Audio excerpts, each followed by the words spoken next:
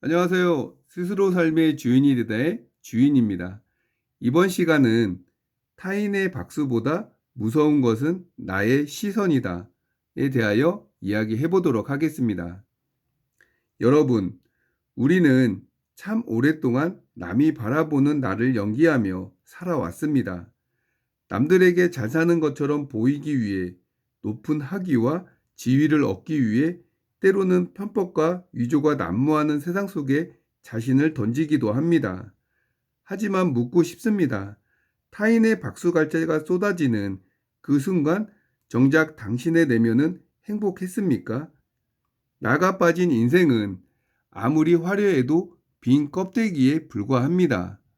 오늘 저는 타인의 시선이라는 감옥을 부수고 내가 바라보는 나로 당당히 서는 법을 이야기하려 합니다. 나는 하고 싶은 게 없다고 말하는 분들이 많습니다. 그것은 당신에게 욕망이 없어서가 아니라 강압적인 교육과 타인의 시선에 갇혀 한 번도 나를 제대로 바라보지 않았기 때문입니다. 우리는 그저 사회라는 거대한 기계의 부품처럼 살아왔을 뿐입니다. 이제는 나의 실력과 나의 사람 됨됨이를 똑바로 봐야 합니다. 남들이 가는 유행을 맹목적으로 쫓기보다 나의 철학과 소신으로 무장하십시오. 내가 올바라야 손님에게도 좋은 것을 내어줄 수 있고 내가 행복해야 타인에게도 진정한 행복을 줄 수 있습니다. 나를 완성해 나가는 실천이 있을 때 편법이 아닌 정의가 실현되고 나만의 독창적인 삶이 탄생합니다. 어떻게 살다 가고 싶으십니까? 이 질문에 답하는 것은 말이나 글이 아니라 오직 행동입니다. 꿈을 펼치기 위해 움직이십시오. 설령 그 꿈을 다 이루지 못하더라도 내가 원하는 대로 온 힘을 다했다면 인생 끝자락에 후회는 남지 않습니다.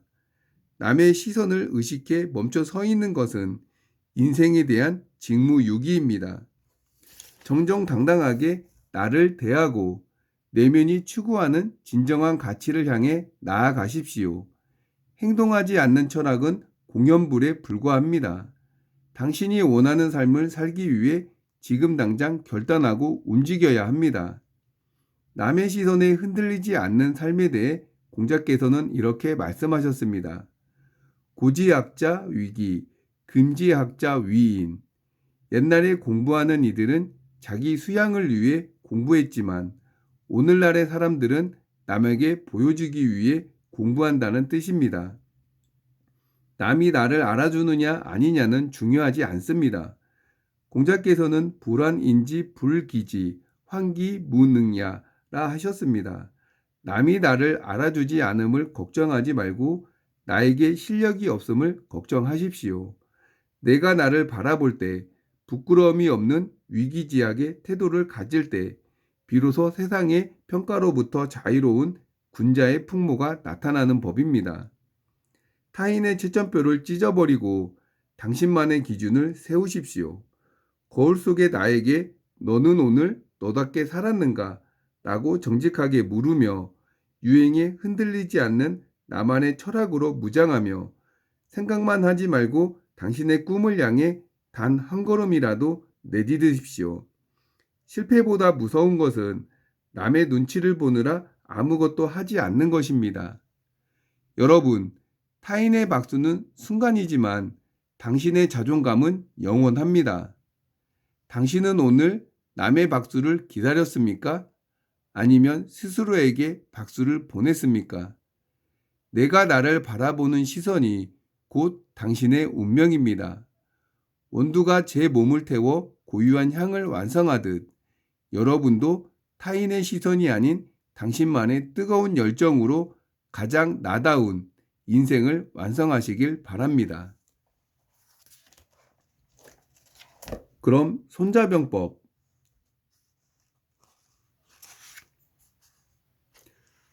제8구변 편 1. 발전이란 자신의 무능을 계속 발견하는 과정. 시작하겠습니다. 손자왈, 범용 병지법, 장수병우군, 합군취중, 비지무사, 구지교화, 절지물류, 위지즉모, 사지즉전, 도유소분류, 군유소불격, 성유소불공, 지유소불쟁, 군명유소불수, 고장통우 구변지리자, 지용병이, 장불통우 구변지리, 수지지형, 불능득지지리의, 치병부지 구변지술, 수지오리, 불능득인지용의. 손자가 말했다. 무릇 용병의 절차는 장군이 군주로부터 명을 받아 병조를 합하고 민중을 모으는 것으로부터 시작한다. 습지에 주둔하지 말라. 사통팔달한 지역에서는 제후와 친교를 맺어라. 물이 없고 풀이 없고 땔감이 없는 곳에서는 머물지 말라. 쉽게 포위당할 곳에 있으면 속히 계략을 짜라. 죽을 곳에 몰렸으면 사력을 다해 싸워라. 갈 수 있는 길이 있지만 가지 않는다. 칠 수 있는 적이 있지만 치지 않는다. 성이 있지만 공격하지 않는다. 점령할 수 있는 땅이 있지만 전령하지 않는다. 군주의 명령을 받지 않을 수도 있다. 그러므로 장군이 9가지 임기응변의 유리함에 통달하면 군대를 지휘할 줄 아는 것이다. 장군이 이 9가지 임기응변의 유리함에 통달하지 못하면 비록 지형을 안다고 해도 지형의 유리함을 얻지 못할 것이다. 군대를 다스릴 때 9가지 임기응변의 전술을 모르면 비록 5가지 유리함을 알더라도 병사의 전투력을 충분히 발휘할 수 없다. 구변편의 손자병법에서 가장 짧은 글이다. 겨우 200여 자이다. 그런데 내용이 다소 뒤섞였고 다른 편과 중복되는 내용도 있다. 손자병법의 전체 순서나 차례로 볼 때도 약간 뒤죽박죽이다. 특히 마지막 부분에서 아래와 같이 결론을 내렸다. 장군이 구변을 모른다면 설령 지형을 알더라도 지형의 이점을 얻을 수 없다. 이런 내용이 있는 관계로 일부 학자들은 이 부분이 응당 손자병법의 제10편, 지형편 다음에 있어야 한다고 주장한다. 지형을 논한 다음에 비로소 지형에 임기응변하는 전술과 전략을 이야기할 수 있기 때문이다. 게다가 지형에 관한 일부 수로나 고유명사도 지형편에서 처음으로 제기하여 정의를 내리고 있다. 이런 문제가 있다는 것만 일단 알고 지금부터 한 구절씩 해설하기로 하자. 구변의 변은 변통한다는 것이니 융통성 있게 처리한다. 말하자면 임기응변한다는 뜻이다. 정상적인 상황이 아닐 때 어떻게 임기응변하는가 하는 일련의 문제를 다투고 있다. 구는 물론 숫자로서 9이지만 중국인이 숫자를 말할 때 정수로 받아들이면 곤란하다. 구사일생이나 구일모라 할 때도 9은 많음을 비유하는 숫자이듯 말이다.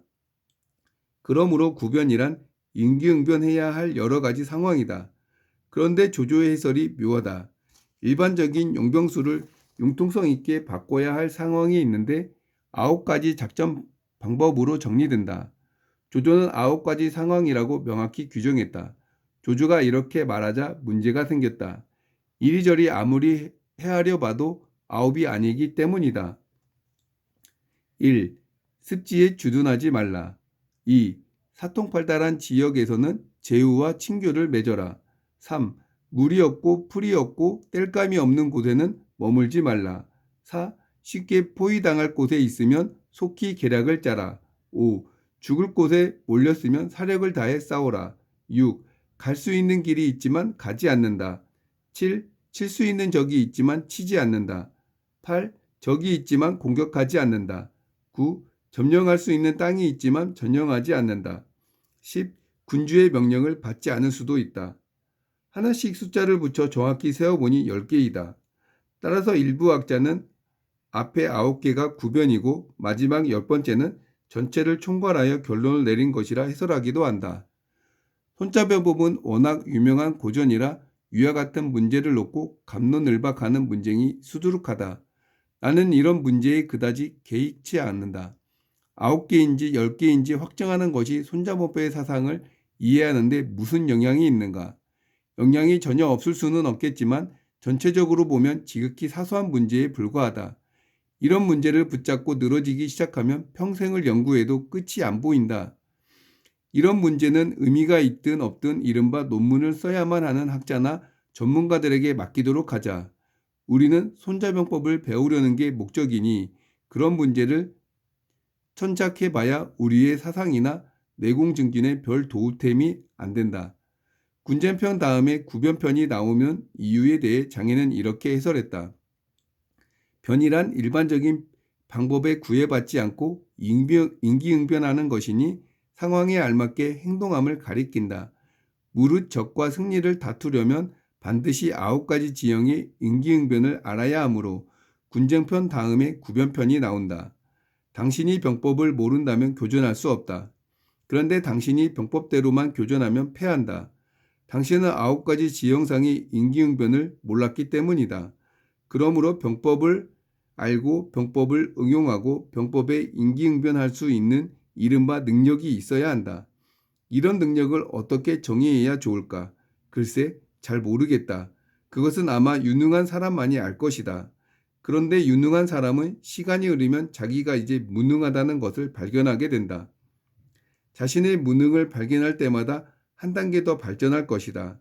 그리하여 내공이 한 단계 더 깊어진다. 발전이란 자신의 무능을 계속 발견하는 과정이다. 구변편이 이제 시작이 되고 다음 편에 하나씩 9가지 내용에 살펴보도록 하겠습니다.